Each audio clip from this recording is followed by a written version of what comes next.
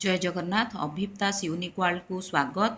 यही भिडियो रे आपण माने देखिछंती आमर थर्ड एमसीएम जो 6/2025 शनिवार दिन हेबो सेही आधार रे directorate of teacher CRT Odisha Bhubaneswar letter टी रही 5030 लेटर नंबर अच्छी 5390 एवं डेट अच्छी 30/8/2025 all diets of the state को रही चिठीटी देखो सब्जेक्ट अच्छी sharing of content of third monthly cluster level meeting जहाँकि आमर 6/9/2025 हवाकू जाउछे।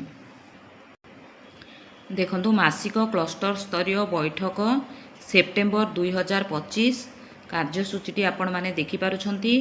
प्रथमे आमर अच्छी स्वागत एवं कार्यसूचीर सूचना प्रदान जहाँकि 10 ରୁ 10:15 क्रमिक संख्या 2 रे अच्छी पूर्व बैठकर विषय वस्तुर आलोचना 10:15 ରୁ 10:30। 3 नंबर अच्छी सेप्टेम्बर मासर शैक्षिक कैलेंडर शिशुबाटिका प्रथम द्वितीय तृतीय श्रेणी 10:30 ରୁ 10:50।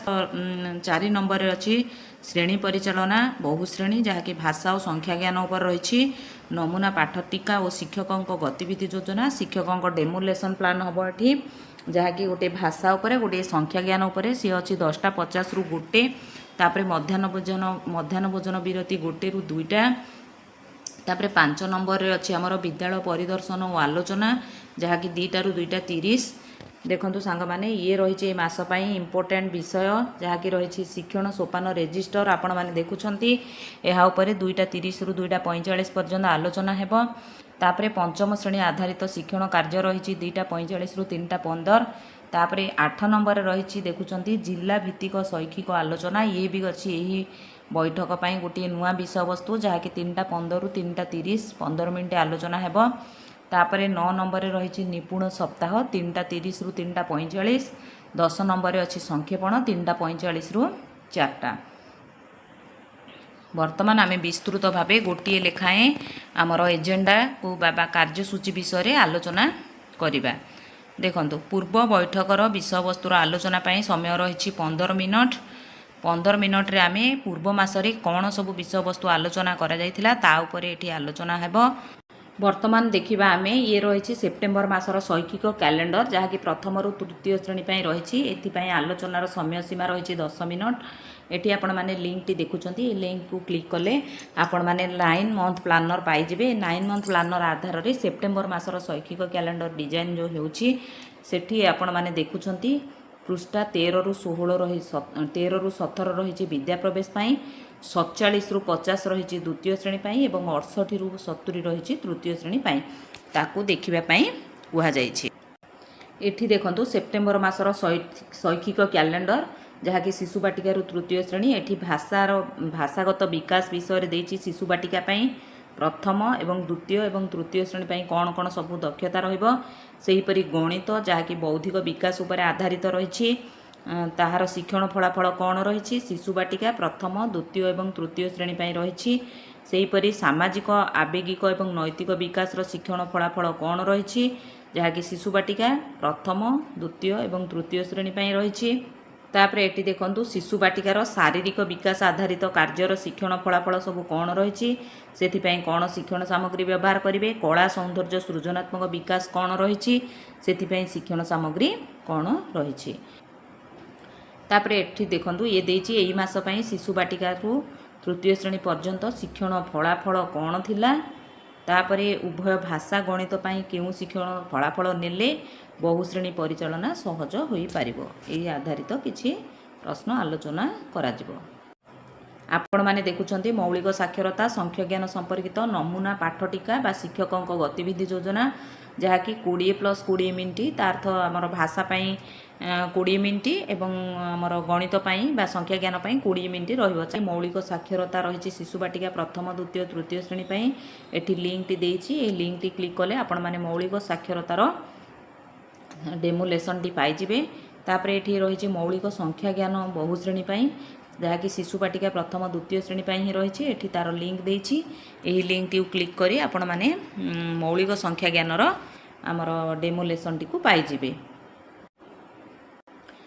वर्तमान देखंतु ये रही बहुश्रेणी पाठटिका ଶିକ୍ଷକଙ୍କ ଗତିବିଧି ଯୋଜନା ପ୍ରସ୍ତୁତି ଓ ଉପସ୍ଥାପନା ମାନେ 90 ମିନିଟ୍ର ଗୋଟିଏ ସଂଖ୍ୟା ଜ୍ଞାନର କ୍ଲାସ୍ ଆମ ଶିକ୍ଷକ ଶିକ୍ଷୟିତ୍ରୀ ମାନେ ନେବେ, ଯେଉଁଠିକି ଦଳ ଗଠନ କରାଯିବ 4ଟି ଦଳ। ଦଳଗତ କାର୍ଯ୍ୟ ରହିଛି 30 ମିନିଟ୍ ପାଇଁ।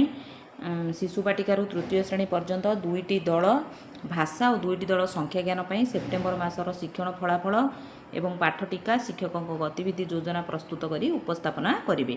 ତାପରେ ଦଳଗତ ଉପସ୍ଥାପନା ଆଲୋଚନା ପାଇଁ 60 ମିନିଟ୍ ସମୟ ଦିଆଯାଇଛି। 15 ମିନିଟ୍ ଲେଖେ 4ଟି ଦଳ ଯେଉଁ ରହିଛନ୍ତି 4ଟି ଦଳ ଗୋଟିଏ ଗୋଟିଏ ଦଳ 15 ମିନିଟ୍ ଲେଖେ ସମୟ ନେବେ। 60 ମିନିଟ୍ର ସେମାନେ 60 ମିନିଟ୍ରେ ନିଜର କାର୍ଯ୍ୟ ସମାପ୍ତି କରିବେ। ଏଠି ଯେଉଁ ପ୍ରଶ୍ନ ସବୁ ଆଲୋଚନା ହେବ ସେହି ପ୍ରଶ୍ନ ଗୁଡ଼ିକ ଦେଖନ୍ତୁ। ବହୁ ଶ୍ରେଣୀର ସଫଳ ପରିଚାଳନା ପାଇଁ କେଉଁ ସବୁ କୌଶଳ ଆମେ ଅବଲମ୍ବନ କଲେ ଶ୍ରେଣୀ ପରିଚାଳନାକୁ ଫଳପ୍ରଦ କରିବା ପାଇଁ ଆଉ କ'ଣ କରାଯାଇପାରିବ। ପାଠ ଟୀକା ପ୍ରସ୍ତୁତି ଓ ବହୁ ଶ୍ରେଣୀ ପରିଚାଳନାରେ ପ୍ରଧାନ ଶିକ୍ଷକଙ୍କ ଭୂମିକା କ'ଣ ହେବ ଏହି ବିଷୟରେ ଆଲୋଚନା କରାଯିବ। ତାପରେ ଦେଖନ୍ତୁ ଆଉ ଗୋଟିଏ ପଏଣ୍ଟ ରହିଛି ବିଦ୍ୟାଳୟ ପରିଦର୍ଶନ ଆଲୋଚନା। ଯେଉଁ ଆପଣମାନେ ଯେଉଁ ଲିଙ୍କରେ ଦେଖିଲେ ସେହି ଲିଙ୍କରେ କିଛି ଚେକ୍ ଲିଷ୍ଟ ରହିଛି, ସେହି ଚେକ୍ ଲିଷ୍ଟ ଆଧାରରେ ପର୍ଯ୍ୟବେକ୍ଷଣ କରିବେ। ସେହି କ'ଣ କ'ଣ ପର୍ଯ୍ୟବେକ୍ଷଣ କରିବେ ଦେଖନ୍ତୁ। ଭୌତିକ ଶୈକ୍ଷିକ ପରିବେଶ ସମ୍ପର୍କରେ କ'ଣ ଭଲ ଲାଗିଲା, ଶିଶୁ ବାଟିକା ପିଲାଙ୍କ ପାଇଁ କେଉଁ ସବୁ ବ୍ୟବସ୍ଥା ଥିଲା, ସେହିପରି ଶିକ୍ଷଣ ସାମଗ୍ରୀ ଶ୍ରେଣୀ ଅନୁଯାୟୀ କ'ଣ ସବୁ ଅଛି, ବିଦ୍ୟାଳୟ ପରିଦର୍ଶନ ସମୟରେ କେଉଁ ଦିଗଟି ଭଲ ଲାଗିଲା, କେଉଁ କାର୍ଯ୍ୟଟି ଆପଣଙ୍କ ବିଦ୍ୟାଳୟ କାର୍ଯ୍ୟକାରୀ କରିବେ ବୋଲି ଭାବୁଛନ୍ତି। ଜଣେ ଯେଉଁ ପ୍ରଧାନ ଶିକ୍ଷକ ସେହି ବିଦ୍ୟାଳୟର କେଉଁ ଭଲ ଗୁଣଟାକୁ ବା ଭଲ କାମଟାକୁ ନିଜ ବିଦ୍ୟାଳୟରେ ସିଏ ପ୍ରୟୋଗ କରିବାକୁ ଚାହୁଁଛନ୍ତି, ଏସବୁ ଉପରେ ଆଲୋଚନା ହେବ। ତାପରେ ବିଦ୍ୟାଳୟର ଶୈକ୍ଷିକ ବାତାବରଣ ଉନ୍ନତି ପାଇଁ ଆଉ କ'ଣ କ'ଣ ମତାମତ ସବୁ ଦେବେ ଟିଚର୍ସ ମାନେ। ଦେଖନ୍ତୁ ଇମ୍ପୋର୍ଟାଣ୍ଟ ରହିଛି ଶିକ୍ଷଣ ସୋପାନ ରେଜିଷ୍ଟର। ଏଥିପାଇଁ 15 ମିନିଟ୍ ସମୟ ସୀମା ନିଆଯାଇଛି। Link two G1 G2 and G3 register ମାନେ 3ଟି ରେଜିଷ୍ଟର 3ଟି ଶ୍ରେଣୀ ପାଇଁ ତାର ଲିଙ୍କ ଏଠି ଗୋଟିଏ ଦେଇଛି। ପୂର୍ବ ଶିକ୍ଷଣ ସୋପାନ ରେଜିଷ୍ଟର ଓ ନୂଆ ଶିକ୍ଷଣ ସୋପାନ ରେଜିଷ୍ଟରରେ କ'ଣ ସବୁ ଆମର ପାର୍ଥକ୍ୟ ରହିଛି ସେସବୁ ଉପରେ ଆଲୋଚନା। ଦେଖନ୍ତୁ ଆମେ ଯେତେବେଳେ ଶିକ୍ଷଣ ସୋପାନ ରେଜିଷ୍ଟର ଉପରେ ଭିଡ଼ିଓ ଆଣିବା ଆ ଉପରେ ବିସ୍ତୃତ ଭାବେ ଆଲୋଚନା କରିବା। ଏବେ ଜଷ୍ଟ ଟିକେ ଆମେ ଦେଖିଦେବା। ଏଠି ଦେଖନ୍ତୁ 3ଟି ସିମ୍ବଲ ଏଥର ରହିଛି। ତାପରେ ଏଠି ଏକ୍ଜାମ୍ପଲ୍ ଦେଇଛି ଦକ୍ଷତା ଉପଦକ୍ଷତା, ତାପରେ ଶିକ୍ଷାର୍ଥୀଙ୍କ ରୋଲ୍ ନମ୍ବର। ଏଠି ଦେଖନ୍ତୁ 1 2 3 4 ହୋଇକି 30 ରୋଲ୍ ନମ୍ବର ପର୍ଯ୍ୟନ୍ତ ରହିଛି। ଦ୍ୱିମାତ୍ରିକ ଆକୃତି, ଏହାର ଧାର ଶୀର୍ଷ ଶିକ୍ଷଣ କୌଶଳ ବର୍ଣ୍ଣନାକୁ ଦର୍ଶାଉଛି। ତାପରେ ଭୂଲମ୍ବ ବାହୁ ସମାନ୍ତର ତିର୍ଯ୍ୟକ ସରଳ ରେଖା ଅଙ୍କନ କରୁଛି। ମାନେ ଏଇ ଯେଉଁ ପଏଣ୍ଟସ୍ ଗୁଡ଼ାକ ଉପଦକ୍ଷତା ଗୁଡ଼ିକ ଦେଇଛି ଏ ଦକ୍ଷତା ଆଧାରରେ ଏଠି ପାଠ୍ୟପୁସ୍ତକ କାର୍ଯ୍ୟପୁସ୍ତକ ସମସ୍ତ ବିଷୟରେ ଦେଇଛି। ଯେତେବେଳେ ଆମେ ଶିକ୍ଷଣ ସୋପାନ ରେଜିଷ୍ଟର ଉପରେ ଆଲୋଚନା କରିବା ବା ସେଇ ଭିଡ଼ିଓରେ ଆମେ ବିସ୍ତୃତ ଭାବରେ ଏହା ଉପରେ ଆଲୋଚନା କରିବା ଏବଂ ଦେଖିବା। ତାପରେ ଦେଖନ୍ତୁ ଗୁଣନୀୟକ ଗୁଣିତକ ଉପରେ ଆଲୋଚନା ହେବ। ଶିକ୍ଷଣ ଫଳାଫଳ ହୋଇଛି କ'ଣ ନା ଗୁଣନୀୟକ ଗୁଣିତକ ନିର୍ଣ୍ଣୟ। ଏଥିପାଇଁ ଶିକ୍ଷଣ ସାମଗ୍ରୀ କ'ଣ ବ୍ୟବହାର କରିବେ ନା ସ୍କୋୟାର କାଉଣ୍ଟର 10 ଆଧାର ବ୍ଲକ। ସୂଚନା ଦିଆଯିବ କ'ଣ ନା 10 ଆଧାର ବ୍ଲକରେ ହଳଦିଆ ଘନ ଦେବେ। ଚିତ୍ରରେ ଦେଖାଗଲା ଭଳି ହଳଦିଆ ଘନକୁ ସଜାଇ ରଖିବେ। ଦେଖନ୍ତୁ ଏଠି ହଳଦିଆ ଘନ ସଜେଇକି ରଖାଯାଇଛି। 24 ସଂଖ୍ୟାର ଗୁଣନୀୟକ ନିମ୍ନ ମତେ ଦର୍ଶାଯାଇଛି। ଏଠି ଦେଖନ୍ତୁ 24ଟା ଘର ରହିଛି। ଏଠି ହଳଦିଆ ଘନ 24ଟା ରହିଛି। ଏଠି ଗୋଟିଏ ଗୋଟିଏ କରି 24ଟି ସଜା ହେଇଛି। ଏଠି ଦେଖନ୍ତୁ 2 ଗୁଣନ 12 ତାର ଅର୍ଥ 2 2ଟି କରି 12ଟି ଥର ସଜା ହୋଇଛି। ଏଠି 3 3ଟି କରି 8 ଥର ସଜା ହୋଇଛି। 3 ଗୁଣନ 8। ଏଠି ସେହିପରି 4 4ଟି କରି 6 ଥର ରଖାଯାଇଛି ବା 4 ଗୁଣନ 6। ସେଇଠୁ ଆମେ କ'ଣ ଜାଣିଲେ ନା 24ର ଗୁଣନୀୟକ ହେଲା 1 3 2 4 6 8 12 24। ତେଣୁ ଏଠୁ ଗୋଟିଏ ସଂକ୍ଷେପଣ ମିଳିଲା କ'ଣ ନା 24 ପୂର୍ଣ୍ଣ ଯେଉଁ ସଂଖ୍ୟା ଦ୍ୱାରା 24 ପୂର୍ଣ୍ଣ ରୂପେ ବିଭାଜ୍ୟ ସିଏ ହେଉଛି 24ର ଗୁଣନୀୟକ। ତେଣୁ ଏଠି କିଛି ଇମ୍ପୋର୍ଟାଣ୍ଟ ଜିନିଷ ପିଲାମାନଙ୍କୁ କହିବା। 1 ହେଉଛି ପ୍ରତ୍ୟେକ ସଂଖ୍ୟାର ଗୁଣନୀୟକ, ପ୍ରତ୍ୟେକ ସଂଖ୍ୟା ସେହି ସଂଖ୍ୟାର ମଧ୍ୟ ଏକ ଗୁଣନୀୟକ। ତାପରେ ପ୍ରତ୍ୟେକ ସଂଖ୍ୟାର କ୍ଷୁଦ୍ରତମ ଗୁଣନୀୟକ 1 ଆଉ ବଡ଼ ଗୁଣନୀୟକ ହେଉଛି ସେହି ସଂଖ୍ୟା। ଏତିକି କିଛି ଇମ୍ପୋର୍ଟାଣ୍ଟ ବିଷୟ ରହିଛି, ଏଗୁଡ଼ିକ ପିଲାଙ୍କୁ କହିବା। ଗୋଟିଏ ସଂଖ୍ୟା ତା'ର ଗୁଣନୀୟକ ମାନଙ୍କ ଦ୍ୱାରା ସମ୍ପୂର୍ଣ୍ଣ ବିଭାଜ୍ୟ ହେଉଛି। ଯେଉଁ ସଂଖ୍ୟାର କେବଳ 2ଟି ଗୁଣନୀୟକ ଥାଏ ତାକୁ ମୌଳିକ ସଂଖ୍ୟା କୁହାଯାଏ। ସେହିପରି 2ଟି ମୌଳିକ ସଂଖ୍ୟା ମଧ୍ୟରେ ଯଦି ଗୋଟିଏ ମାତ୍ର ସଂଖ୍ୟା ଥିବ ତାକୁ ଯମଜ ମୌଳିକ ସଂଖ୍ୟା କୁହାଯାଏ। ଯମଜ ମୌଳିକ ସଂଖ୍ୟା ମଧ୍ୟରେ ପାର୍ଥକ୍ୟ ସର୍ବଦା 2। ଏଗୁଡ଼ିକ ରହିଛି ଇମ୍ପୋର୍ଟାଣ୍ଟ ପଏଣ୍ଟସ୍। ଏହି ଇମ୍ପୋର୍ଟାଣ୍ଟ ପଏଣ୍ଟସ୍ ଗୁଡ଼ିକ ବିଷୟରେ ଆଲୋଚନା ହେବ ଏବଂ ପିଲାଙ୍କୁ ଆପଣମାନେ ଯେତେବେଳେ ଶ୍ରେଣୀ କକ୍ଷକୁ ଯିବେ ସେତେବେଳେ ଏହିସବୁ ବିଷୟ ଉପରେ ପିଲାଙ୍କୁ ଧାରଣା ପ୍ରଦାନ କରିବେ। ତାପରେ ଦେଖନ୍ତୁ ଗୁଣନ ଖନ୍ଦା ଦୁଇ ଏକ ଦୁଇ, ଦୁଇ ଦୁଗୁଣେ ଚାରି, ଏପରି ଭାବରେ 2 ଚଉକୁ 8 ପର୍ଯ୍ୟନ୍ତ ଦେଇଛି। ତାପରେ ସେହିପରି ଆମେ ସବୁ ସଂଖ୍ୟାର ଗୁଣିତକ ବାହାର କରିବା। ସେଥିର ଆମେ ଦେଖିଲେ ଗୁଣନୀୟକ ଦେଖିଲେ ଇଏ ରହିଛି ଗୁଣିତକ। ତାପରେ ଜାଣିବା କଥା କ'ଣ ନା ଯେକୌଣସି ସଂଖ୍ୟାର 1 2 3 4 5 ଇତ୍ୟାଦି ଗୁଣିଲେ ଗୁଣଫଳ ସେହି ସଂଖ୍ୟାର ଗୁଣିତକ ହୁଏ ବୋଲି ପିଲା ଜାଣିବେ। ଗୋଟିଏ ସଂଖ୍ୟାର ଗୁଣିତକ ହେଉଛି ସେହି ସଂଖ୍ୟାଠାରୁ ବଡ଼ କିନ୍ତୁ ସାନ ହେବ ନାହିଁ। ମନେକର 5ର ଗୁଣିତକ ବୋଲେ କ'ଣ 5 1 5, 5 2 10, 5 3 15 ଏହିପରି ଭାବରେ ଯିବ। ତେଣୁ ସାନ ସଂଖ୍ୟାଟି ହେବ ସେହି ସଂଖ୍ୟା ନିଜେ ଏବଂ ବଡ଼ ସଂଖ୍ୟାଟି ଆମେ ଜାଣିପାରିବା ନାହିଁ। ଅସଂଖ୍ୟ ଗୁଣିତକ ରହିଛି। ତାପରେ ସାଧାରଣ ଗୁଣନୀୟକ କଥା ଜାଣିବେ। ମନେକର 12ର ସାଧାରଣ ଗୁଣନୀୟକ ବାହାର କରିବେ। ତ 1 2 3 4 6 12 ଦେଇଛି। ଏଠି ଦେଖନ୍ତୁ ରେଡ୍ ଅକ୍ଷରରେ ଯେଉଁଗୁଡ଼ା ଦେଉଛି ଏଗୁଡ଼ା ହେଲା ସାଧାରଣ ଗୁଣିତକ, ସାଧାରଣ ଗୁଣନୀୟକ। ସେହିପରି 18ର ଗୁଣନୀୟକ ବାହାର କରିବା ଏବଂ ସାଧାରଣ ଗୁଣନୀୟକ ଗୁଡ଼ିକ କେଉଁଡ଼ା ଦେଖନ୍ତୁ 1 2 3 6 ଦେଖନ୍ତୁ 1କୁ 1, ସେହିପରି 3 କି 3, 6କୁ 6 ମାନେ ଏଇଟା ହେବ ସାଧାରଣ ଗୁଣନୀୟକ। ଦୁଇଟି ଯାକ ସଂଖ୍ୟାରେ ଯେଉଁ ଆମର ଗୁଣନୀୟକ ଗୁଡ଼ିକ ଥିବ ତାକୁ ଆମେ ସାଧାରଣ ଗୁଣନୀୟକ ବୋଲି କହିବା। ଦେଖନ୍ତୁ ଏଠି ସାଧାରଣ ଗୁଣିତକ ବିଷୟରେ ସେହିପରି ଭାବରେ ଦେଇଛି। 3ର ଗୁଣିତକ ବାହାର କରି ନିଆଯିବ। ସେହିପରି 4ର ଗୁଣିତକ 3 4ର ଯେତେବେଳେ ସାଧାରଣ ଗୁଣିତକ ଲେଖାଯିବ ଦେଖନ୍ତୁ ଏଠି 12 ଅଛି, ଏଠି 12 ଅଛି, ତେଣୁ ଇଏ ହେଲା ସାଧାରଣ ଗୁଣିତକ। 24 ଅଛି, 24 ଅଛି, ଇଏ ହେଲା ସାଧାରଣ ଗୁଣିତକ। ଏହିପରି ଭାବରେ ପିଲାଙ୍କୁ ବୁଝାଯିବ। ଇଏ ରହିଛି ଶିକ୍ଷକଙ୍କ ନିମନ୍ତେ ସୂଚନା। ଯୋଗ କ୍ରିୟାର ଚିତ୍ରିତ ଉପସ୍ଥାପନ ପାଇଁ ଇଏ ରହିଛି ଲିଙ୍କଟି। ସେହିପରି ଗୁଣନୀୟକ ଗୁଣିତକ ଉପକ୍ରମ ପ୍ରଣାଳୀ ପାଇଁ ଇଏ ରହିଛି ଲିଙ୍କଟି। ଗୁଣନୀୟକ ପାଇଁ ଶିକ୍ଷଣ ସାମଗ୍ରୀ କିପରି ବ୍ୟବହାର କରିବେ ଇଏ ରହିଛି ତାର ଲିଙ୍କ। ଚିତ୍ରିତ ଉପସ୍ଥାପନା ମାଧ୍ୟମରେ ଗୁଣନୀୟକ କିପରି କରିବେ ଇଏ ରହିଲା ତାର ଲିଙ୍କ। ସେହିପରି ଗୁଣିତକ ପାଇଁ ଶିକ୍ଷଣ ସାମଗ୍ରୀ ବ୍ୟବହାରର ଲିଙ୍କ। ଦେଖନ୍ତୁ ଇଏ ରହିଛି ସମ୍ପୂର୍ଣ୍ଣ ନୂଆ ବିଷୟ ଯାହାକି ରହିଛି ଜିଲ୍ଲା କ୍ଲଷ୍ଟର ଭିତ୍ତିକ ଶୈକ୍ଷିକ ଆଲୋଚନା। ନିଜ ଜିଲ୍ଲାର ଆବଶ୍ୟକତାକୁ ଦୃଷ୍ଟି ଦେଇ ବିଭିନ୍ନ ବିଷୟ ଉପରେ ଆଲୋଚନା କରିବେ, ଯଥା domain to learning outcomes. Domains ହେଉଛି ଆମର 5ଟି ଡୋମେନ୍ସ ଅଛି, ତା ଉପରେ ଆଲୋଚନା କରାଯିବ। Demonstration on different concept of different subject from grade 6 ରୁ 8, 6ରୁ 8 କ୍ଲାସ୍ର ବିଭିନ୍ନ ସବଜେକ୍ଟରେ ତାର ବିଭିନ୍ନ କନସେପ୍ଟ ଉପରେ ଆଲୋଚନା କରାଯିବ। Use of ICT information and communication ଟେକ୍ନୋଲୋଜିର ବ୍ୟବହାର କରାଯିବ। Innovations based practice data and action step from classroom observation using the COT ମାନେ COT ମାନେ ହେଲା classroom observation tool. Any other district specific academic issue, ଆଉ ଯଦି ସେହିପରି କିଛି ଇସ୍ୟୁ ଥାଏ ସେ ଉପରେ ଆଲୋଚନା କରାଯିବ। ଏଠି ଦେଖନ୍ତୁ CRCC କ'ଣ କରିବେ ନା ପରିଦର୍ଶନ କରିଥିବା ଶ୍ରେଣୀ ପରିଚାଳନା ଉପରେ ଆଲୋଚନା କରିବେ। ତାର୍ଥ ଭଲ ପ୍ରଦର୍ଶିତ ହୋଇଥିବା ଶିକ୍ଷଣ କାର୍ଯ୍ୟ କ'ଣ, କ୍ଲଷ୍ଟର ସ୍ତରରେ ଆଉ କେଉଁ କ୍ଷେତ୍ର ଉପରେ ଅଧିକ ଦୃଷ୍ଟି ଦେବାକୁ ପଡ଼ିବ ତାହା ପ୍ରଧାନ ଶିକ୍ଷକଙ୍କ ସହିତ ଆଲୋଚନା କରିବେ।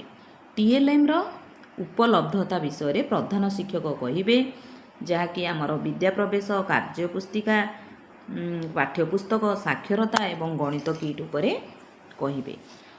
TLM ଉପଲବ୍ଧ ନଥିବା ସ୍ଥିତିରେ ପରବର୍ତ୍ତୀ ପଦକ୍ଷେପ ଉପରେ ଆଲୋଚନା କରାଯିବ। ତାପରେ ଯଦି ନିଜ କ୍ଲଷ୍ଟରରେ କିଛି ହାର୍ଡ଼ ସ୍ପଟ୍ ଥାଏ ତାହେଲେ ବ୍ଲକ ଦାୟିତ୍ୱରେ ଥିବା ଶିକ୍ଷକ ପ୍ରଶିକ୍ଷକଙ୍କୁ ଜଣାଇବେ। ତାପରେ ଦେଖନ୍ତୁ ଏ ଗୁରୁତ୍ୱପୂର୍ଣ୍ଣ ରହିଛି ନିପୁଣ ସପ୍ତାହ। ତାର ଉଦ୍ଦେଶ୍ୟ ଏଠି ଦେଇଛି ନା ବିଦ୍ୟାଳୟ ସ୍ତରରେ ମୌଳିକ ସାକ୍ଷରତା ଓ ସଂଖ୍ୟା ଜ୍ଞାନ ସମ୍ବନ୍ଧୀୟ ଅଭିନବ କାର୍ଯ୍ୟ ପ୍ରଦର୍ଶନ କରାଯିବ। ଗୀତ, ଗପ, ଖେଳ କାର୍ଯ୍ୟ ମାଧ୍ୟମରେ ଭାଷା ସମ୍ପର୍କିତ ଦକ୍ଷତାର ବିକାଶ କରାଯିବ। ଖେଳ ଆଧାରିତ ଶିକ୍ଷା ମାଧ୍ୟମରେ ସଂଖ୍ୟା ଜ୍ଞାନ କୌଶଳକୁ ସୁଦୃଢ଼ କରାଯିବ। ପାଠପଢ଼ାକୁ ଆନନ୍ଦଦାୟୀ ଏବଂ ଶିଶୁକୈନ୍ଦ୍ରିକ କରିବା। ପିଲାମାନଙ୍କ ମଧ୍ୟରେ ସୃଜନଶୀଳତାର ବିକାଶ କରିବା।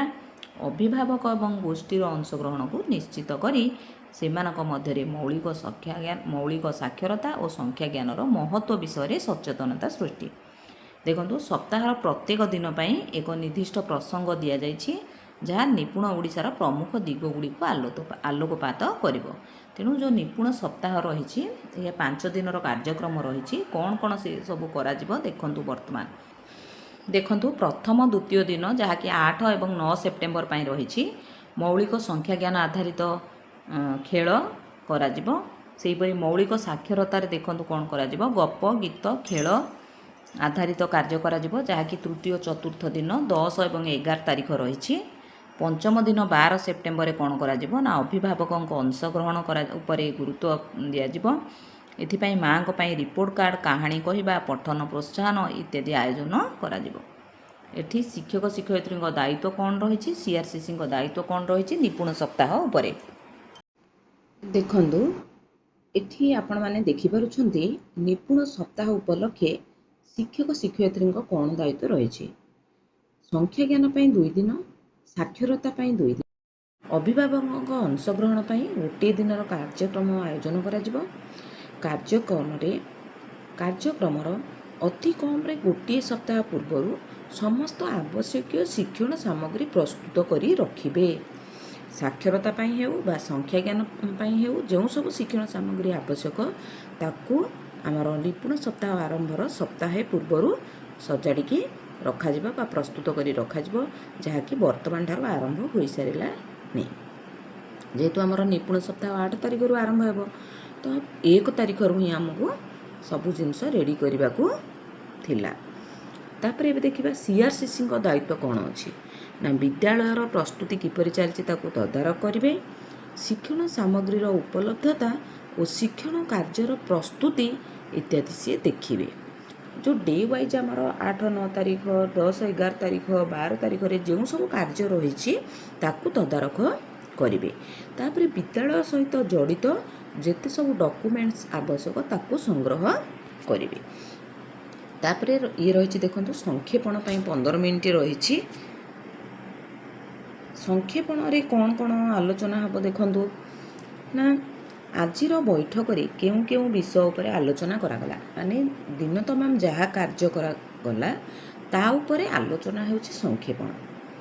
आलोचनार विषय वस्तु आपन को किपरि सहाय्य करिवो, आलोचनार केउ 3टी कथा आपण विद्यालय रे कार्यकारी करिवे ए सब विषय रे प्रधान शिक्षक कहिबे।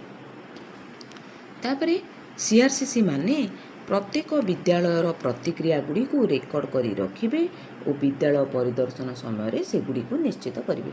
तेणु 3टी मुख्य बिंदु रही जहाँकि सीआरसी लिखिकी नहीं एवं सी जिते बड़े आपण विद्यालय परिदर्शन करेंगे से सब को सी देखिए से 3टी बिंदु आपण विद्यालय रे केते दूर कार्यकारी होइछि।